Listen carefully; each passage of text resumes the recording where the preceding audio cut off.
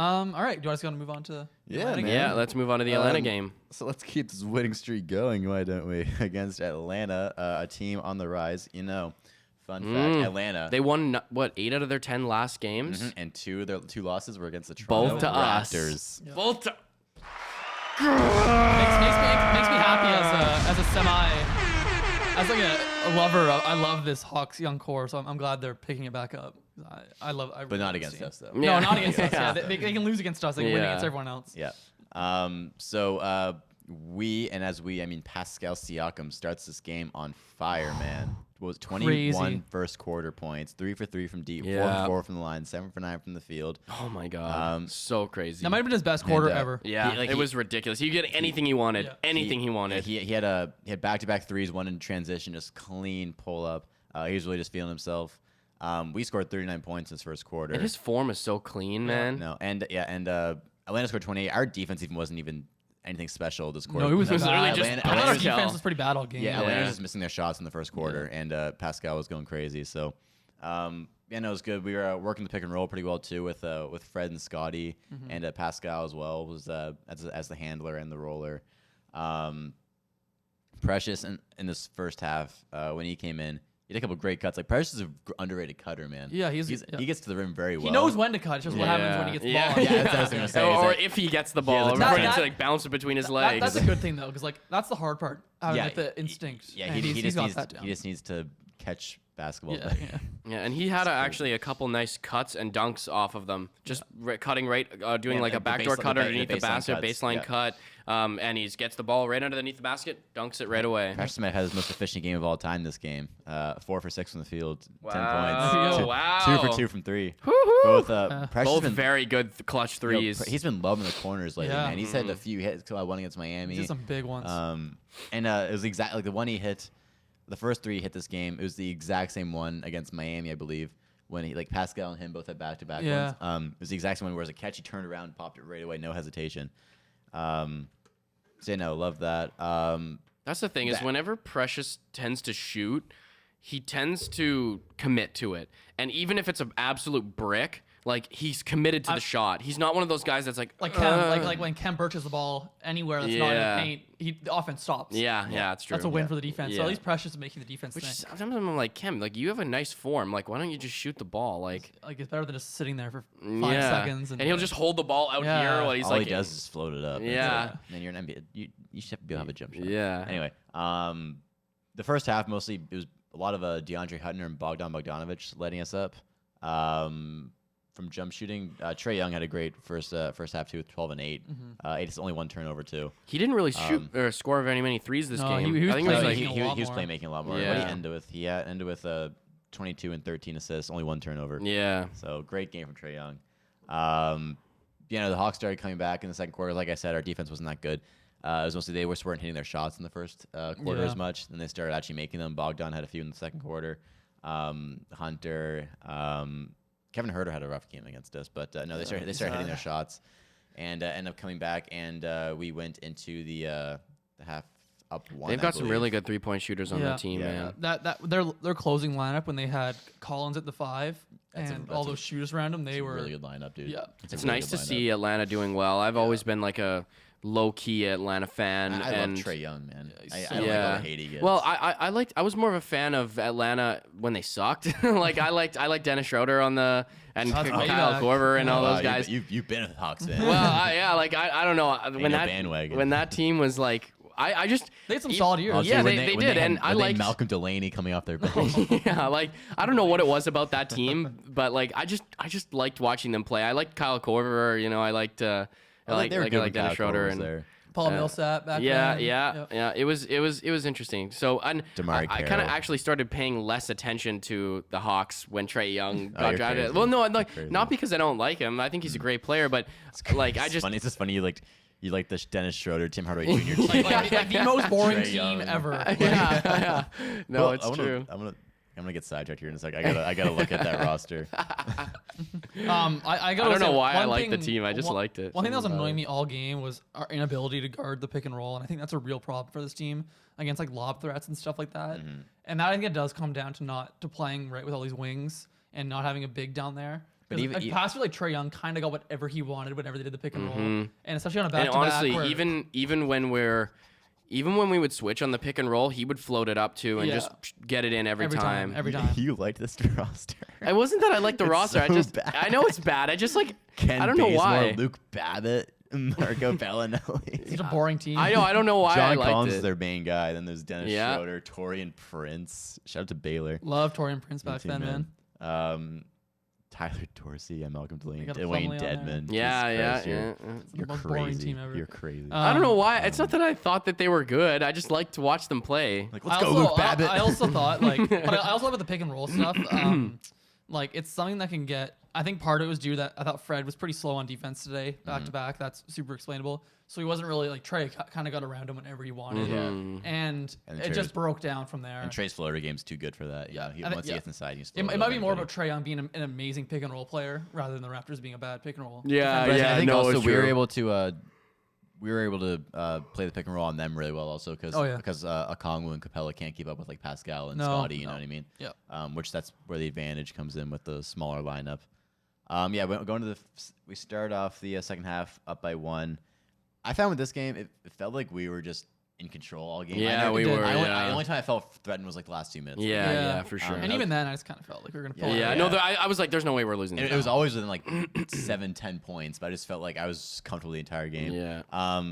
Also, this game it was like it's like the Bulls game was like a track meet. This whole game was running back and Oh, forth. yeah. Like always transition, even like off a set half court offense, off the rebound, the other team was just running. It was always running happening.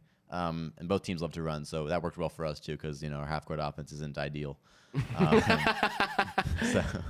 Just both teams are making shots. Matt Devlin shouts out my hometown of St. Andrews in this game. Yeah, I heard something about that. Yeah, he's like, what did he say? It was like Scott. Was it? Is Fred a 3 from St. Andrews? Yeah, And I was like, no way. That's always. I remember when my hometown got shouted out. It's so exciting. Perth did? Yeah. No, Yeah. he would. He's said Moose Jaw, Saskatchewan too, Oh, yeah? and he said Regina. Yeah. Like he'll be like from Regina, and it's I'm like, Perth- let's go. I've been watching the Raptors since 2013. The first time I ever heard him say St. Andrews. That's so That's hype. wild. I'm That's so wild. hyped, dude. He said he dropped a couple other like. He has at Halifax in that game too. I think. Yeah, he did. This is Yeah. Halifax quite a bit. Yeah. But it's he dropped a couple of other names that I'm like, that is a very small community. Like my population is 1,500. And like, where's Matt Devlin from? He's not even He's Canadian. American, Yeah, like neither is Jack. Jack's Jack's from New like York. Buffalo. It's like happens like a tight game. He's like, oh, my Bills lost last night, Matty. Sabres ain't looking too good this season. Not the time for this. Yeah. It's like 2 minutes left in the fourth. It's like a tight game, and he's like, Matty, the Bills again. We need a new running back. Jack is so precious, man. I He is. love So him so funny. much, dude. He is. Speaking of precious, I already said this, but corner threes, man, awesome.